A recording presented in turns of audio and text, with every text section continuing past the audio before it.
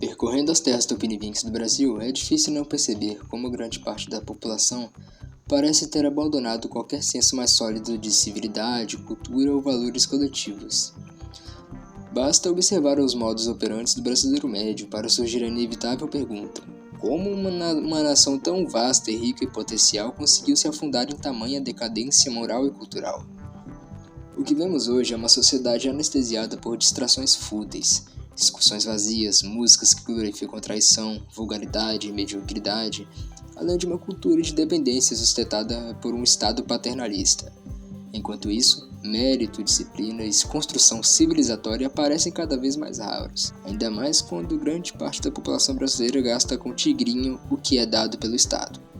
E, curiosamente, existe um velho argumento de que não se deve alimentar animais selvagens, pois eles acabam se tornando dependentes e deixam de buscar o próprio sustento.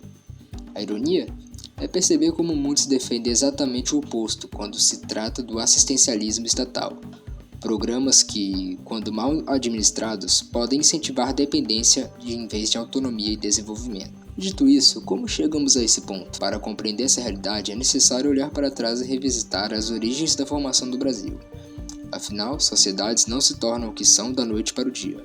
Valores, costumes e mentalidades são moldados ao longo dos séculos. Muitos dos problemas atuais não surgiram apenas da modernidade, mas são reflexos históricos de uma formação social que frequentemente priorizou interesses imediatos em detrimento da construção de uma identidade civilizatória sólida. A cultura do Brasil foi ao longo do tempo profundamente desestruturada. Para compreender esse processo, é necessário primeiro analisar como se configurava a cultura brasileira em sua forma mais autêntica durante o período imperial. Nesse contexto, houve um esforço deliberado de construção de uma identidade cultural nacional, baseada na integração dos diversos povos que formavam o Brasil. As tradições portuguesas de matriz ibérica, as influências africanas e os elementos indígenas. Essa construção cultural não surgiu de forma espontânea, mas foi fundamentada em contatos históricos concretos e em exemplos simbólicos de personagens marcantes da formação do país, como Felipe Camarão, Potiguara e Henrique Dias, entre outros nomes relevantes da história brasileira. Esses indivíduos representavam em si a síntese cultural que o Império buscava consolidar, uma identidade brasileira unificada, porém plural em suas origens. Além disso, o Império Brasileiro tinha como projeto de formação um império tropical de matriz europeu-latino, com forte aspiração clássica. Para isso, incentivou e patrocinou ativamente historiadores e geógrafos com o objetivo de resgatar, organizar e preservar documentos, livros, registros e pergaminhos desde o período do descobrimento até a colonização. Esse esforço institucional contribuiu para transformar personagens históricos e a própria miscigenação cultural em pilares de uma nova identidade, a cultura latino-ibérico-brasileira. Entretanto, esse processo foi interrompido com o golpe da República em 1889. A partir desse momento, o novo Estado republicano, em busca de legitimidade, promoveu uma reinterpretação deliberada de diversos eventos históricos do Brasil. Símbolos nacionais foram ressignificados. A bandeira imperial, que antes representava as casas reais e seus significados dinásticos, teve seus elementos reinterpretados. O amarelo, associado aos Habsburgos, passou a simbolizar o ouro do Brasil. O verde, ligado à Casa de Bragança, passou a representar a vegetação e as florestas nacionais. Paralelamente, heróis dos períodos colonial e independentista foram gradualmente apagados ou deixados em segundo plano, enquanto novos heróis republicanos foram construídos e promovidos. A cultura anteriormente associada a uma aristocracia ligada às casas de Orleans, Bragança e Habsburgo foi substituída por valores que, segundo essa perspectiva, não possuíam raízes orgânicas na formação histórica do país, mas sim foram elaboradas por agentes políticos interessados em legitimizar o novo regime. Como consequência desse processo, observa-se hoje um distanciamento do brasileiro médio em relação à própria imagem cultural. Esse fenômeno se manifesta em uma crise de identidade, frequentemente descrita como síndrome de vira-lata, acompanhada por hábitos culturais considerados degradantes, baixo nível de consciência histórica e fragilidade nos valores cívicos. Tais características, sob essa análise, contrastariam até mesmo com padrões observáveis em períodos anteriores da história nacional. Diante disso, surge a percepção de que o Brasil carece de um resgate de seus símbolos culturais, de seus verdadeiros heróis históricos e de valores tradicionais. Entre esses valores, destacam-se aqueles ligados ao catolicismo e ao modo de vida de matriz romano-latina, que teriam sido progressivamente enfraquecidos ao longo do tempo, especialmente sob a influência de correntes ideológicas como o positivismo, que ainda exerce impacto grande na nossa estrutura cultural atual e política do país. Só que, se você olhar para o período do Império, dá para perceber que existia um esforço real de construir uma identidade nacional de fato. Não era algo aleatório, não era só deixa acontecer, havia um projeto. Esse projeto basicamente tentava integrar três grandes matrizes: a herança portuguesa com toda a base ibérica e católica, as influências africanas trazidas pelos escravizados e os elementos indígenas que já estavam aqui muito antes. E isso não só ficava no discurso, existiam figuras históricas que representavam essa mistura na prática.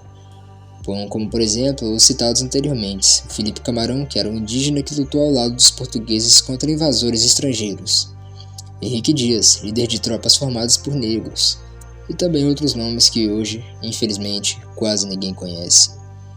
Essas pessoas eram na prática o retrato do que o Brasil estava tentando ser, um país diverso na origem, mas unido em identidade. Agora entra um ponto importante. Isso tudo não surgiu naturalmente, ou de forma leviana.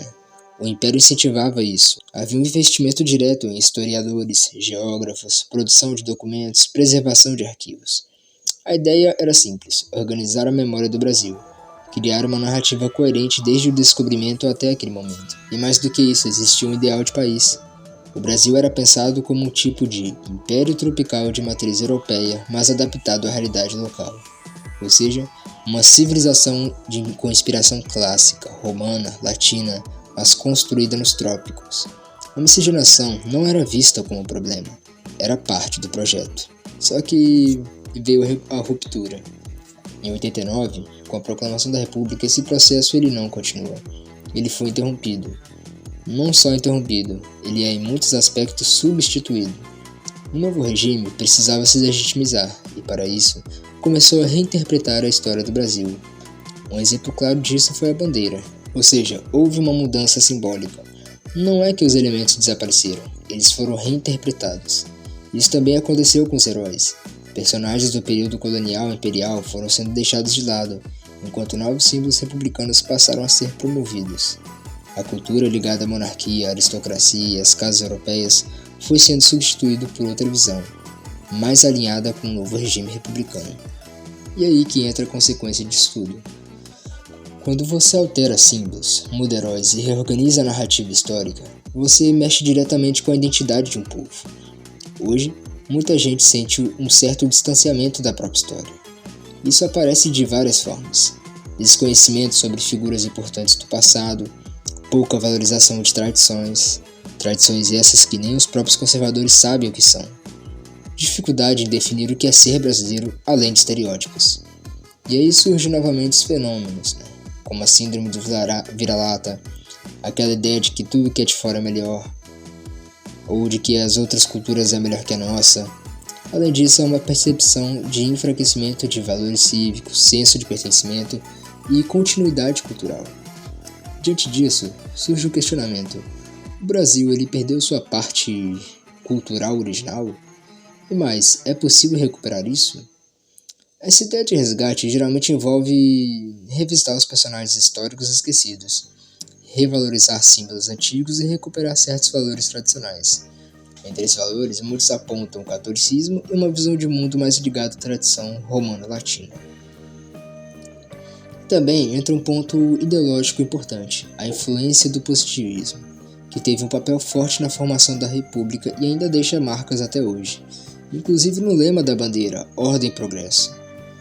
Resumindo de forma direta, o Império ele já tinha um projeto cultural estruturado e bem montado para uma cultura unida brasileira, mas adequada a cada região do país ou do Império. Porém, esse projeto ele foi interrompido com a República. Houve uma reconstrução simbólica e histórica do país, porém nada orgânica. E isso pode ter contribuído para a crise de identidade que muita gente percebe hoje. Só que a grande questão é: isso foi uma evolução natural ou uma ruptura mal resolvida?